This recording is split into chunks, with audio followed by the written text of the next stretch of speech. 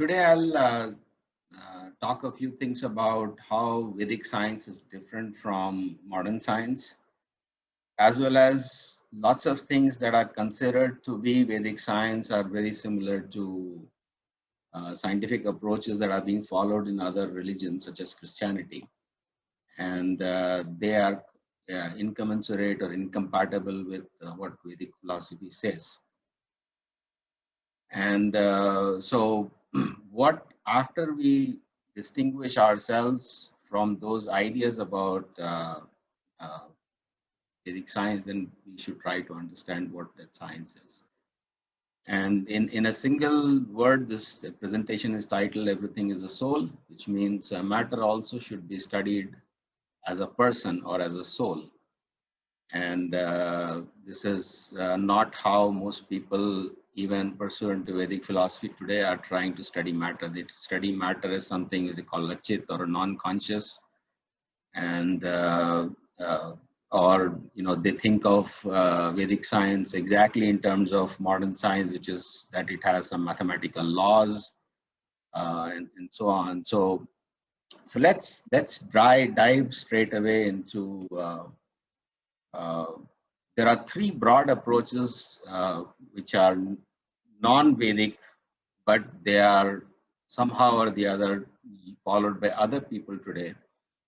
But they are non-Vedic approaches to modern science. The first approach says there is some mind, body, or consciousness matter dualism. So a lot of people talk about consciousness is different from matter. And what they actually mean by matter is something that is called inert or unconscious. And the soul or consciousness is therefore supposed to be different from matter. But the fact is the material energy is also a personality in Vedic philosophy. And that person is not an unconscious or an inert person. That person is as much conscious and as much, having desires and feelings and, cognition and everything as we have, right? So this approach to the discussion about the difference between matter and consciousness comes out to be completely false, because it equates matter to something that is impersonal, whereas matter is personal in Vedic philosophy. So this approach is very popular today, and it's basically impersonalism, where soul is conscious, matter is not. Now, a lot of Western neuroscientists and even philosophers are currently talking about what is called consciousness studies, where what they study actually as consciousness is nothing but sense perception or thought or so on. And those things are actually material, they are not consciousness. But because this people were very interested in talking about consciousness, they confuse the consciousness, which is the soul's consciousness, with a lot of material things like sense perception or thought, and they equate these two things, and the whole discussion becomes completely confused. The other thing is they never solve the mind-body interaction problem, because this duality between if consciousness is different from matter, then how are these two things interacting? That problem is never solved. So even though it has a lot of backing and it has a lot of popularity today, it's the most pseudo-scientific approach to the study of consciousness as well as to the study of matter. But it is the most popular and common approach. The second non-Vedic approach is what is called intelligent design, or the fine-tuning design argument. This is also very popular amongst mostly Christian circles, but also in the secular world as well. Now, this argument basically says that the world is governed by mathematical laws, and these laws have a number of constants, such as there's gravitational constant, Planck's constant, Boltzmann's constant, constant speed of light, and there are over 25 such constants in particle physics. So basically, this intelligent design or fine-tuning design argument says that the the precise values of all these constants is what creates atoms and what create molecules, and those things are, you know, so finely tuned that if they were even slightly different, then life would not emerge.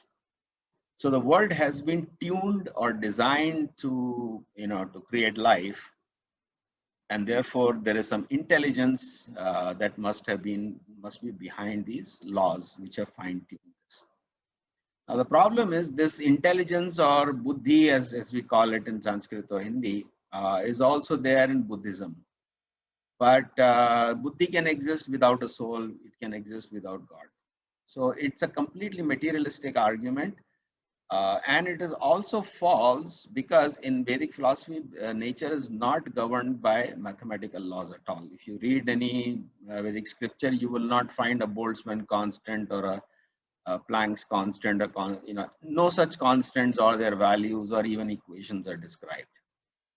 Because nature is governed by personalities, right? So these personalities are described, their nature is described, and how they work and how they operate is described, but there are no mathematical laws. So nature is working under the control of persons, not under the control of mathematical laws. But still a lot of people co-opt this argument, and they essentially fall into this trap of saying that we accept all the laws of modern science, we accept all the constants of modern science, and we also accept the argument that they are finely tuned. And this is supposed to be the most powerful argument. Atheists today, they find this the most powerful argument for the existence of soul and God. But there are two issues. One is that intelligence can exist without a soul. And the second thing is whatever laws there are actually, these laws are false, because nature is governed by personalities. Nature is, even the personalities are following some principles of dharma, they are not following mathematical laws. So this also turns out to be a pseudo-scientific approach, because you cannot create any new laws by this approach. You cannot create new understanding by this approach. All that you can say is whatever science has discovered or is discovering is actually fine-tuned, so it's very intelligent. But then the argument cannot move anything further forward. Then the third approach is, which is a criticism of science, but also something that adds something complementary to science. It says that science is incomplete because it can explain, you know, how things work, but whether they should be done or not is not prescribed by science. For example, you can say that through laws of physics, I can explain how the gun works, right? If I press the trigger, then the bullet will be shot. Bullet will be fired, but you cannot say whether you should press the trigger or not. Right? So therefore, and because science cannot explain or predict or tell you whether you should press the trigger, therefore science is incomplete. But the science is also correct, and therefore we have to add something on top of the science, which is laws of morality, laws of God, which essentially would say sometimes you should press the trigger when you are attacked, sometimes you should not press the trigger to, you know, hurt other people and so on. So this is the classic Western religious enlightenment / Renaissance approach. It's a, you know, European approach where, you know, say science will talk about how matter works, but how to use matter is something that the mind or the soul will determine, and that is also governed by some God-given laws. Now, these God-given laws are somehow ad hoc, right? There is no rationality on, let's say, the 10 commandments. Why there should be only 10 commandments? Why not 12 or 15 or 20 or even just one? And so they are, and furthermore, you cannot actually question those commandments, say why this commandment should be applied, why not my own commandments. Therefore, there is a system of prophets who come and give some commandments, and the new prophet comes and gives some more commandments. So there is a notion that prophets can actually revise these commandments or rules of how we should live our life. But by and large, you know, nobody questions, you know, physics itself or biology itself. They accept it and then say there should be certain additional layer of morality. So these are three broad approaches. Again, to recapitulate, the The first one is very popular today. It says consciousness from matter. It doesn't solve any problem. We just talk about consciousness, but we are actually not able to either explain the mind-body interaction problem, nor are we able to describe matter in a new way. We just say consciousness is different, and the argument stops there.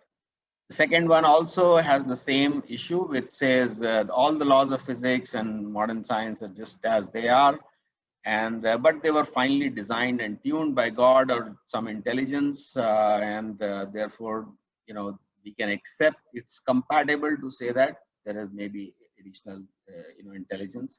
But the problem is intelligence can exist even without, soul. And these laws are actually not the real laws. Then the third one says science is incomplete and forever incomplete, and therefore God is necessary to give us social laws, moral laws, principles by which we can organize things in this world. But then God's necessity is only to establish some society and morality in this world, because we want to have a cultured place to live in. Therefore, God is essential to give us some laws. Now, all these three things are, quite common and they're frequently used, but they have nothing to do with science. So this is where we can draw a distinction between what we can call a Christian science and a Vedic science. The Christian science, the previous three arguments that I talked about are essentially advanced by Christian scientists. There's a fine-tune argument, there's a soul-body distinction, moral laws are contracts. It's like you can sign a contract and say, I'll abide by these rules.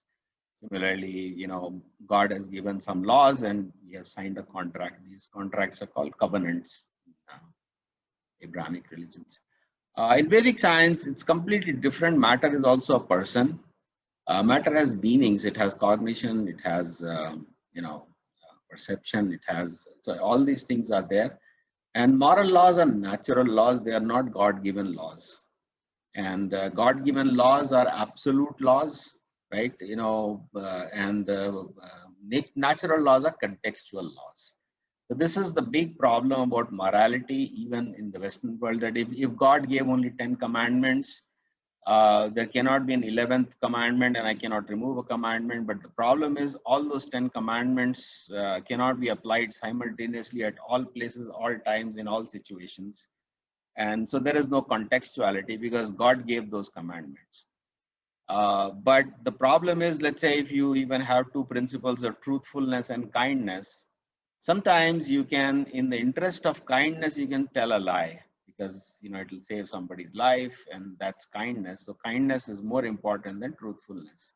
And sometimes truthfulness is more important than kindness.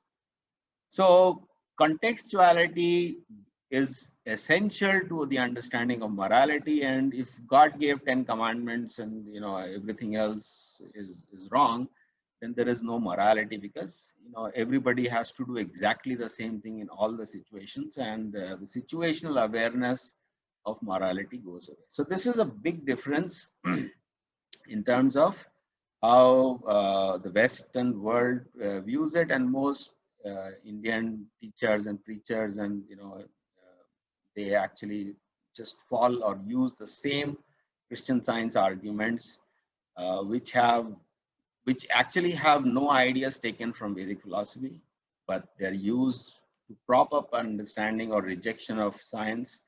And after that, an understanding of soul and God is presented, which is different from Christianity. So once practically everybody who's talking about Vedic science today is actually talking about Christian science, because they don't talk about matter is meaning. They don't talk about contextuality of moral laws, and they don't talk about matter being a person. They're only talking about some fine tuning, a soul body distinction, and some morality as contractual laws. So with that, I will move into just discussing with this distinction between these two things. At least I hope there is enough background to understand that what we are going to discuss is something completely different from what is generally talked about. So let's begin by understanding what a soul is, and then we can talk about how matter is also a soul. So Bhagavad-Gita just describes this doctrine of soul and body. And it says, as the embodied soul continually passes in this body, from boyhood to youth to old age, the soul similarly passes to another body at the point of death. So in this body has different meanings. Okay, in this body you can say, well, I am, in this body there is one body, but this body is constantly changing. It's from boyhood to youth, old age, and things like that. So what does it mean in this body? Because the body is constantly changing. Does it mean the soul is somehow inside the body? If it is inside, then how can it be transcendent? It will be also part of the body and things like that. So this in this body is not just merely English, it's completely based on Sanskrit. So for example, Dehino Asmini Yatha Dehe. So Dehe is the seventh declension in Sanskrit, and it means inside. And Asmin means this. So when you combine in body and Asmin, this body, that's how you get in this body. It's a very precise translation. So Dehina is the soul and Dehe is the body. So to understand this soul body doctrine, we have to understand what the Deha is. And the Deha is actually, it's a collection of all the states that will emerge or manifest in this life. So when the soul enters a body, in this body means it has entered an ensemble of states, which initially a child body will manifest, then a youth body will manifest, and then a middle-aged body will manifest, then a old body will manifest. So the body is the same, and yet it is manifesting different things. And the best way to understand this thing is to understand a quantum mechanical ensemble, which is comprised of many states, and each state manifests one by one. And so this sequence of state manifestation is also what, so you can say a system. Deha is a system of states, and there are many states and which manifest one after the other. So this is what this is how Vedic science will describe the manifestation of the body. Whereas modern science will say a child was there, then a boy was there, then a youth was there, then an old man was there, and so things are happening horizontally here, things are happening in the vertical direction here, and so therefore even your future bodies that will come in the future are sort of there in this ensemble. Even your future body is fixed at this time.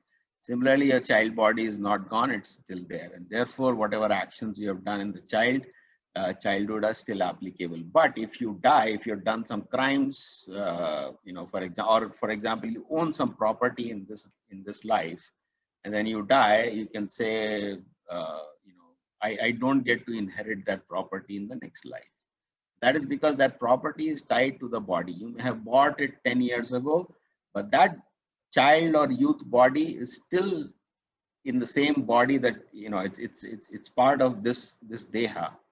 And whatever you bought 10 years ago is still owned in this life because that thing is still there. But if you die, then that property is gone and you cannot carry forward that property. So this is a deeper understanding is at the time of birth, set of states is fixed. So this is called prarabdha. Prarabdha fixes all the bodies at the time of birth, and they manifest one after the other. So Krishna says in Bhagavad Gita that just as this bodies are manifesting one after the other, similarly another body will come. That another body will not be one of these four states, it will be an ensemble or collection of states. Yeah, but in the same way, yatha and tatha are used, like two words, yatha and tatha are used. Yatha means just as, tatha means in the same way. So yatha and tatha means just like we are changing bodies, in the same way another body will come. But there is a difference between, people say, if that is the case, then or am I being born in, if I'm being born constantly, then why am I able to inherit some property, or why am I able to carry forward certain things? why is there memory or recollection of the past in this life and not the other life? So there is a difference between the body in this life and the body in another life, but there is a similarity as well. So this is a basic description of how the body manifests, and based on this description, the entire science of what is called manifest and unmanifest is created. And in this science, what happens is that there is what you call the body is basically an unmanifest, and from that unmanifest state, youthhood manifests, then childhood manifests, old age manifests, and things like that. So Deha essentially is the unmanifest state, and childhood, youth, old age, these are the manifest. Right? So this is called Vyakta and Avyakta. The Vyakta is expressed, Avyakta is unexpressed. So your subtle body is sometimes called subtle body, sometimes it's called Deha. So that subtle body essentially is the unmanifest state, and from that something manifested. The unmanifest state is basically a potentiality or possibility from which things can manifest. There's a very complex process by which this manifestation occurs, which we will not get into right now because we're just trying to get a big picture, 50,000 feet understanding of what we are talking about. So once this soul body distinction or soul matter distinction is understood, then you can even further look at the big picture, where three kinds of energies are described. There is a supreme soul, Krishna, and he manifests three kinds of energies. There's a material energy, a spiritual energy, and a marginal energy. Now this material energy is called external energy. This is also called, spiritual energy is called internal energy. And there's a fundamental difference in these two energies, is that your material body is an external body. It's not produced by the soul, but the soul accepts it. Just like, wearing a shirt and pant. The shirt and pant is not you, but you still wear that as a dress, right? Whereas the spiritual body is something that's manifest from the soul. It is its own dress. It's not something that is that is external to it. It's just like in the previous case, we saw that the bodies are manifesting one after the other from something called Deha. In the same way, the soul manifests a body, and the soul is the Deha, and the spiritual state is, or you can say a certain activity or action or cognition. These things are manifest. So this is internal to the soul. This is external to the soul. So this is a very basic difference between matter and spirit. And there is a Brahman, there is a state, and this whole thing is also called Brahman, which is a deeper topic we'll not discuss today. So there are some basic differences between these things like energy, world, and body. And energy is when the material world is destroyed, even then the material energy exists. That is because it is the collection of all the potentialities that can ever manifest. So modern science, for example, will say that there was a time when dinosaurs existed and dinosaurs don't exist today. But according to Vedic philosophy, Prakriti has all the potentiality that can ever manifest. So dinosaurs exist today in a potential state. Similarly, any thought, any perception, any judgment, any intention, any feeling, everything exists all the time eternally in Prakriti. And therefore, material nature is also eternal. And just like Deha is manifesting different individual bodies, similarly, Prakriti manifests one after the other under the influence of time. So, this space is what we call Prakriti. You can call that space, but that space is not the space that you see or we see. Like, it's not the space where there are buildings and trees and things like that. That space is what in physics we call that a Hilbert space. It's a space of potentialities. It's a space where everything exists in a potential form and it can manifest. And therefore, the material energy is all this, all the potentialities, and a subset of that is, we can call that a space, which we can call a single system, which has many possible states, and then a single state is manifest, right? So you have all potential to a subset of potential to a single state. So because everything is not manifest simultaneously, and subsets, and within subsets of the subsets and subsets of the subsets of the subsets are manifest at one time. Therefore, this world appears to be changing, but it is actually not changing. Right? So this is very important, because science, modern science also tries to study change, and then it invents some constants. Right? So mathematical laws are constants, Boltzmann constant, Planck's constants, constant speed of light, gravitational constant, all these are constants. So change and constant, science becomes the study of the constant in the change. But here, the paradigm of change and constant is completely changed, that everything is eternal. But because it is manifesting one after the other, there is a change, there's an appearance of change. So the rules by which one thing appears after the other after another, that rule is not a mathematical rule. We'll discuss that, what that rule is. And therefore, we don't need a mathematical constant, mathematical law to say what, because there is actually no change happening. Prakriti is eternal. And what you're seeing is manifestation one after the other. So it is wrong to say that soul is eternal and body is temporary, in the sense that body is also eternal. The dinosaur is eternally existing. Human life or human body, even your specific body exists eternally. Just like it's a rental car. You have taken a car on rent and you return the car goes into the garage or somewhere in the basement. Nobody can see the car. That doesn't mean car has ceased to exist. When it is rented again, the car is brought out again. So in the same way, it is incorrect to say that body is temporary, even though because the car sometimes is manifest and sometimes unmanifest. Therefore, you can say that it appears to be temporary, but it is factually not, temporary.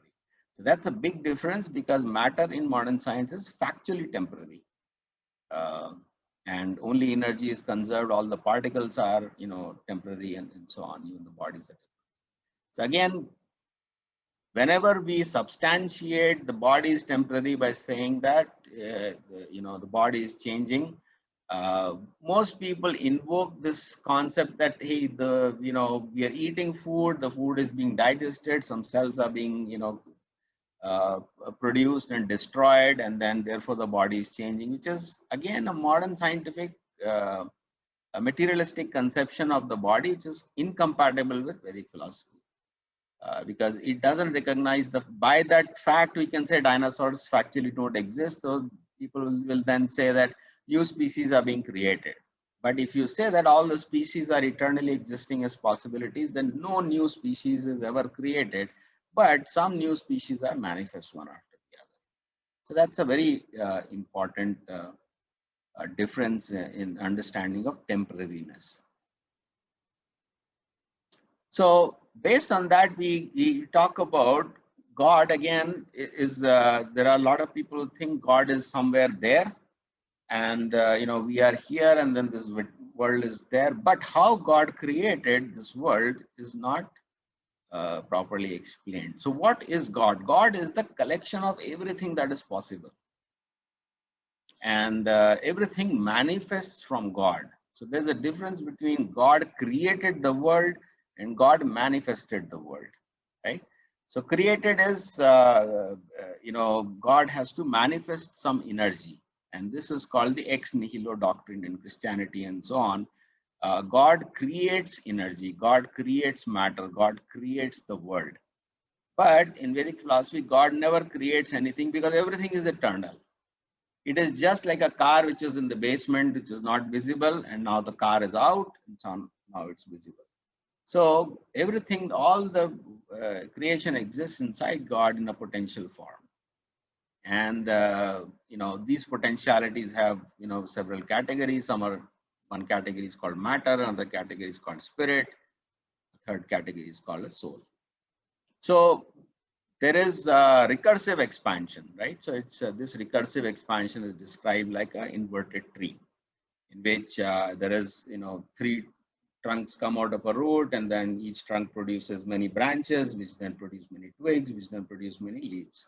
So the root is one, but the entire tree is manifest from that, and that expansion is the process by it's the unmanifest becomes manifest. And when the whole thing goes back into the potential state, it goes back into God's body in the sense that it becomes unmanifest. So world is not created, it's not destroyed, it is manifest and unmanifest. Those words are extremely important. So we have briefly talked about three realities. We talked about an external energy and internal energy, and the soul is said to be a marginal energy. And these terms are again extremely important: external, internal, and marginal. External means the body is different from the soul. And so we go back to that original point where we say consciousness is matter from different from matter, but they are both consciousness, right? So one consciousness is different from another consciousness. I see a hand being raised. Do you want to ask a question now, or do you want to wait till later? I think we'll take question at the end. Okay.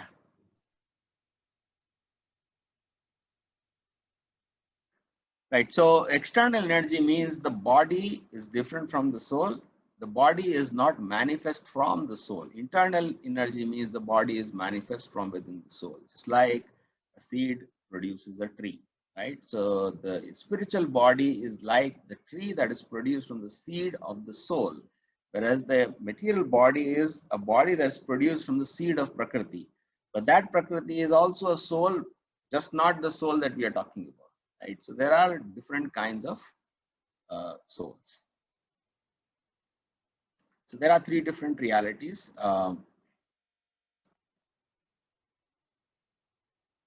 So to understand these three different kind of realities, which are all consciousness. So again, just to reiterate, God is conscious. The internal energy is conscious. The external energy is consciousness, and the marginal energy is consciousness.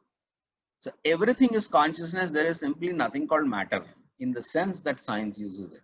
A certain type of consciousness is called matter, which is quite different from saying that matter is we talked about that earlier. Matter is non-conscious, it is inert and things like that. So that is a false idea, but there is a distinction between matter and consciousness where there are two different kinds of consciousness. So to understand this difference, you can think about the basic principle of desire. And desire manifests in three ways. You can say, I want to eat, I need to eat, and I'm willing to eat. So sometimes you don't need to eat. You're basically, stomach is full, but you have a desire for taste. So you say, I want to eat stuff. And then you can say that I am really not, my tongue is not desiring, but my stomach is groaning, right? I am getting hungry and therefore I need to eat, even though I have no desire for taste. And there is a third situation in which you say, I don't want to eat and I don't need to eat, but if food is given to me, I will accept it. It's like you go to, some guest's place or some place you visit and they offer you food, you say, okay, I'll accept it. But it's not because you wanted to eat and it's not because you are hungry, but you will still eat because you have accepted as it was offered. Right? So based on these three kinds of desires, so they are all consciousness, but there's a difference in the nature of desire. So material world is essentially the necessity. Every desire is basically out of necessity.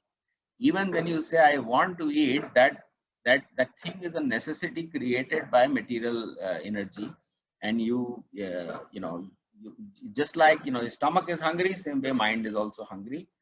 and the intelligence is also hungry, ego is also hungry, and there are many kinds of hunger in the body. And all these kinds of hunger are basically existing in a potential form, and they are manifest as a necessity. So basically, when in the material world, even when you say I am willing to eat or I want to eat, it's nothing but I need to eat.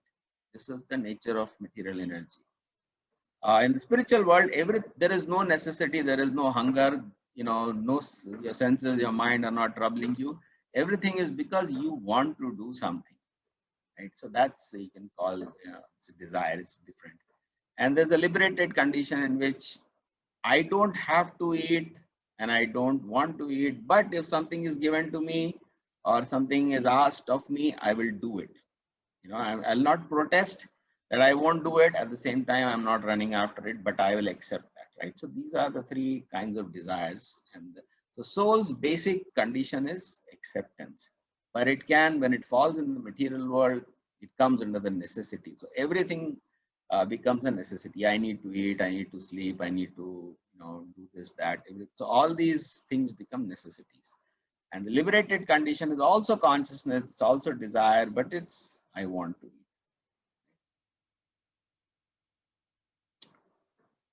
So in the material world, all this so-called desire is basically stemming out of sense of incompleteness. So if you are so everybody, all yours, if you Sankhya philosophy describes this in greater detail, but even you can intuitively analyze that every so-called desire arises from some sense of insecurity, inferiority, and incompleteness. So the person who says I want some wealth is not that he really needs wealth or he wants it, but there is a sense of incompleteness inside the person, which creates that sense of incompleteness, insecurity, imperfection. All this sense becomes the desire for wealth. So it's a necessity that's created from within. So material world is always means constant feeling of inferiority. Every person, doesn't matter how much rich they are, how much power they have, they always are suffering from innate inferiority. And there is a projected outward sense of superiority just to overcome this internal inferiority. So this inferiority is called Maya. Maya means that which is not. And when the soul contacts this Maya, it starts feeling I am incomplete, I am inferior, I am not beautiful, I am not rich, I am not powerful, I am not knowledgeable, I am not famous, etc., etc. So there are many kinds of incompleteness that Maya creates, and therefore we hunger after lots of things just to overcome that sense of incompleteness. And once that hunger is over, then we feel little relief because that itch is gone, that feeling of separation from these things is gone, and then so basically material world means from a state of constant unhappiness to temporary happiness, which is the relief from the sense of inferiority. It is not actually superiority, it's just a relief from sense of inferiority. And spiritual world is completely different. There is a desire to give, and that desire to give arises from, there is an immense outburst of happiness from within, because there is fullness of everything inside. Okay, so there is no desire for wealth, but there is a desire to give away wealth. There's no desire for knowledge, but there's a desire to give knowledge. So everything is about giving rather than about taking. And that arises because there is a complete sense of, there is a feeling of completeness, there is a sense of fullness within. And that fullness expands into the desire to give. So basically, by giving away, soul feels happier, and that's what is called service to Krishna, or service to other devotees, or service to other people. So from full happiness, you go to a state of even greater happiness. Whereas in the material world, you go from a state of unhappiness to cessation of unhappiness. It is not happiness truly. Whereas here you go from full happiness to even greater So I can go deeper into this. Is a slide that's more detailed. Uh, there's a subdivision of Vaikuntha and Brahman, where in the Vaikuntha state there is no need or want, which is what is called Kuntha. Kuntha means stupidity, or foolishness, or inertness. So why means something that is without. So it's a state that is devoid of needing and wanting. But if something is offered to me, something is asked of me, something is required of me, then I will do it. And if something is not asked of me, something is not desired of me, I'm okay without it also. Right? So it's a state where there is neither a need or a necessity, nor there is a a desire. And whereas in the Brahman state, there's actually no desire. So even if somebody, Brahman liberated soul, even if say, please take this, accept this powerful position and do some good, he'll say, no, I don't want. Whereas Vaikuntha liberated soul will say, okay, I will accept it, but I don't want. Whereas the pure devotee will say, I want it so that God will be pleased. Whereas materialist will say, I want it so that I will be happy. Right? So these are all different things. The point is very simple, that you can study Vaikuntha, you can study Goloka, you can study Brahman, you can study material world, all in terms of consciousness. The difference is simply in terms of the nature of the desire. Okay?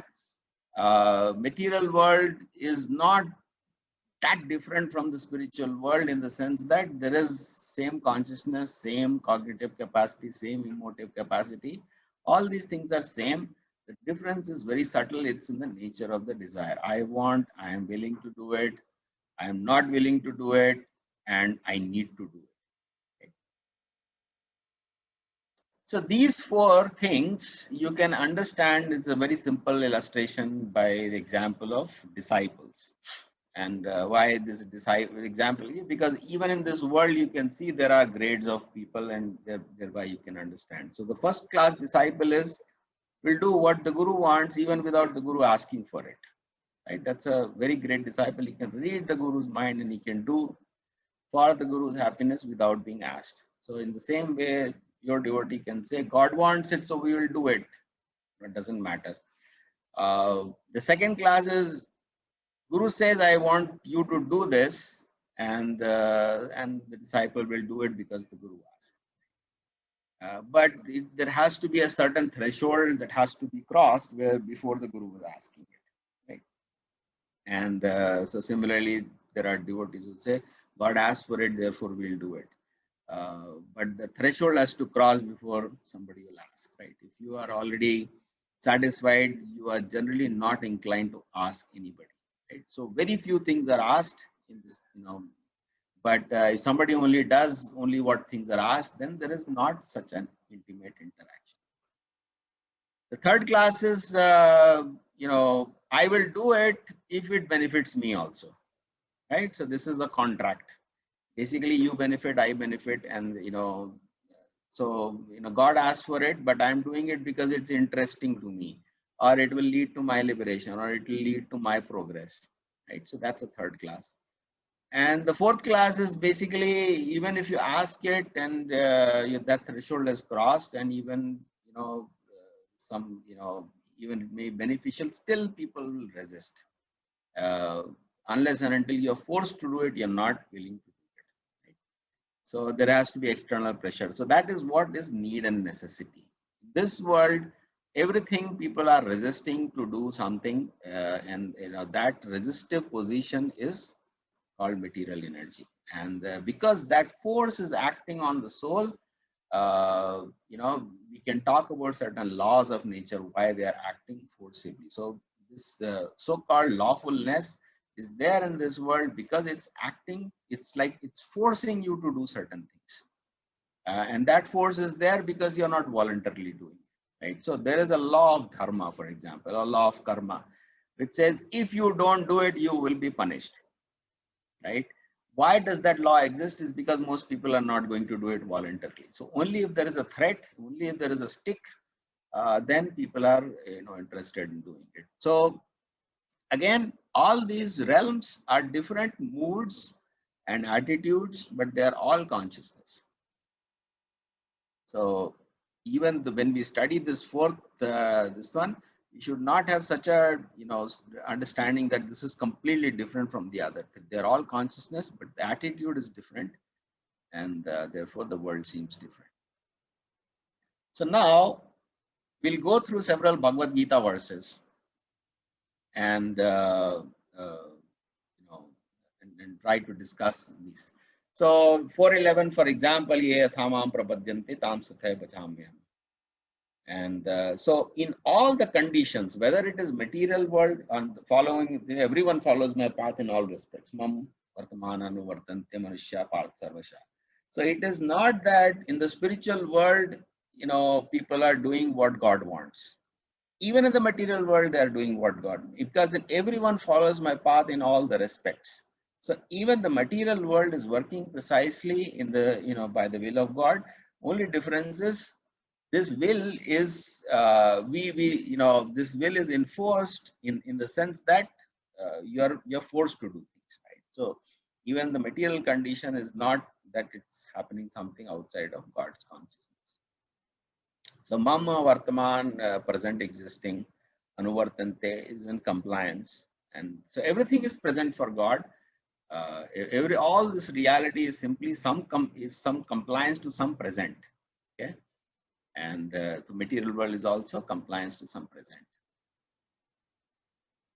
Similarly, there are two verses 7:5 and 7:14 which says Prakritim Viddhime Param and Jiva Bhuta Mahabaho Yayadam Dharati Jagat. So there is a superior energy which is the Jivatma, and there is inferior Aparayam.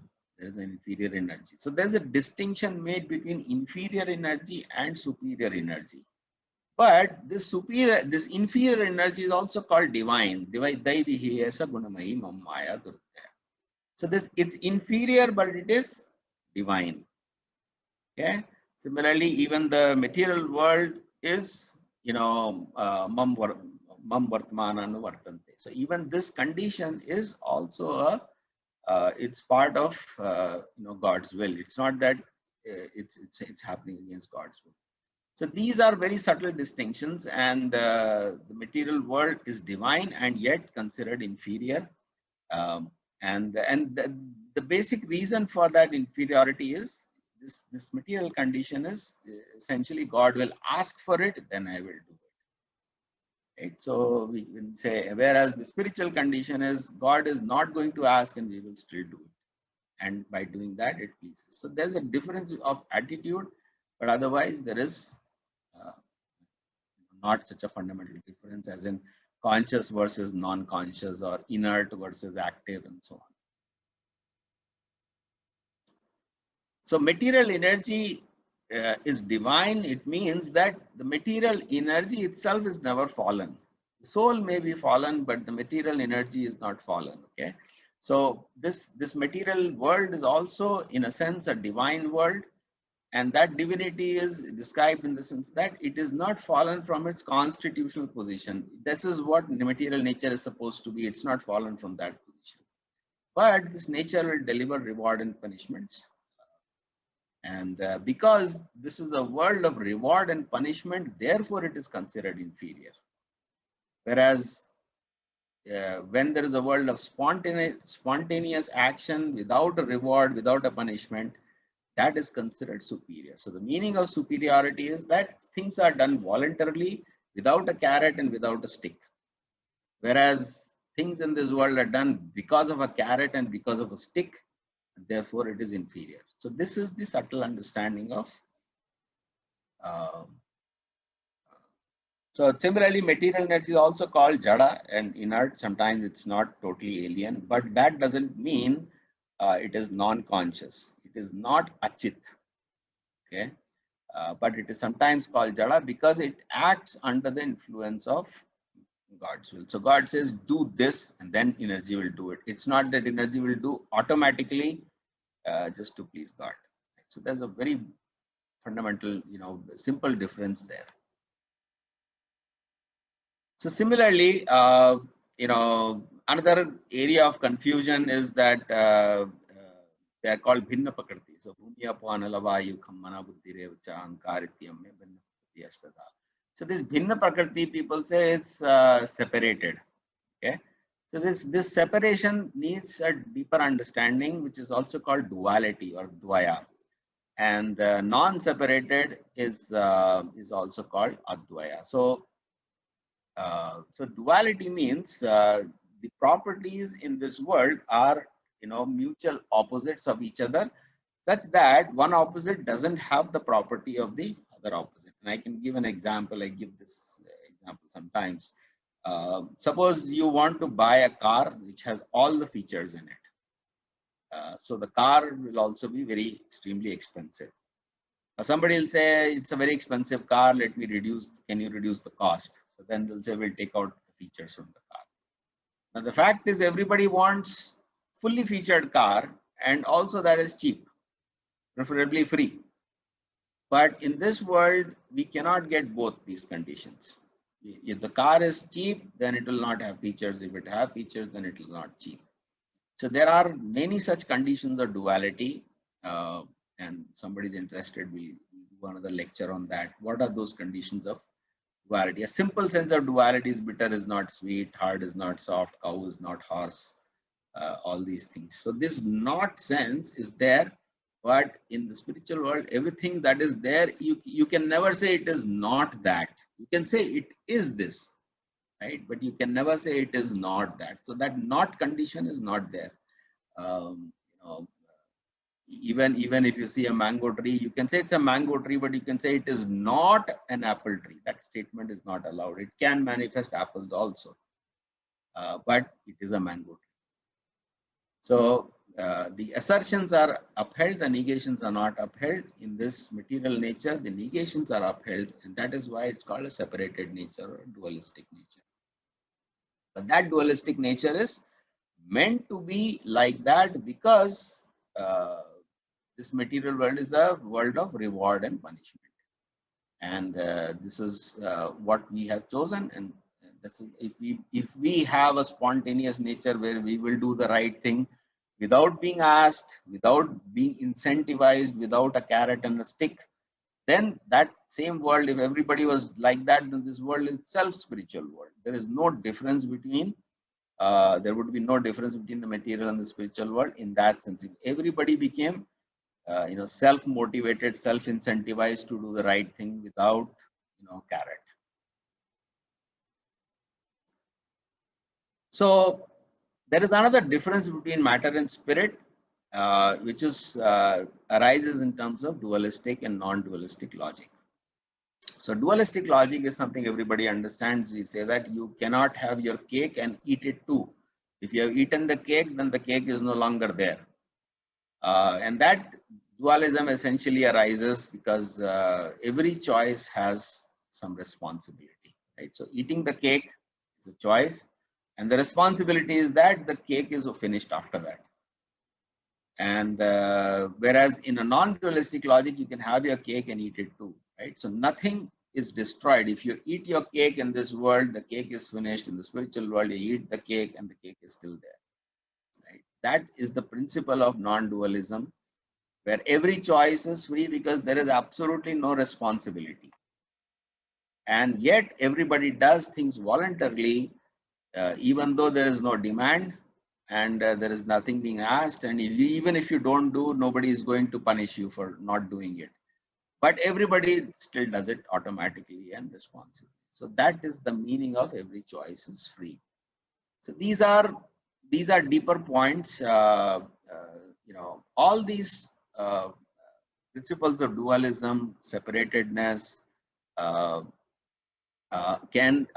all basically derived from the same principle of choice and responsibility. So free choice versus a responsible choice. These are two contrary opposed things. Material world is responsible choice, whereas spiritual world is free choice. But they are both choices. So if somebody wants to study matter but says, oh, there is no choice in matter, that's a wrong understanding of matter, right? So matter, there is choice, but there is responsibility also. Whereas spiritual world, there is choice without responsibility. So all the laws are, of matter are basically, they are not mathematical laws. They're all laws of choice with responsibility. So matter, for instance, exists in a state of potentiality. Just because, like we say, if you eat a medicine, your disease will be cured. If you eat food, your hunger will be destroyed. If you exercise, your body will be healthy. So there's always an if. Right? There is no law which says medicine will automatically go into your mouth, or exercise will automatically happen, or food will automatically go in your mouth, and so on. So there is a choice, but the choice comes with responsibility, and that responsibility is essentially what creates rewards and punishment, and it also creates what, there are laws of conservation and evolution. So this is a deeper topic in terms of understanding. All the laws are basically laws of responsibility, right? So I explained that if you eat your cake, you should be responsible that, it's a law of responsibility that after you've eaten the cake is no longer there, right? So if you want to enjoy, for example, slowly over 1 week, so eat your cake little by little by little. Don't eat it all at once, because if you eat it all at once, then next 6 days you won't have anything. Whereas in the spiritual world, you can eat as much as you can go on eating forever. And and similarly in the material world, you cannot eat infinitely, right? Because there is a responsibility that your stomach is only finite. Whereas in the spiritual world, you can eat infinitely. You can go on eating constantly, and your stomach is never full. So these are basic differences in the study of matter and spirit. So I'll just summarize this, and then stop for questions. The everything is consciousness, everything is a soul. There are simply differences of attitudes in the nature of desires. So therefore, when we study matter, it's not so radically different as not the study of consciousness. It is also the study of consciousness, but a particular class of consciousness which is slightly different from the nature of, the soul's consciousness and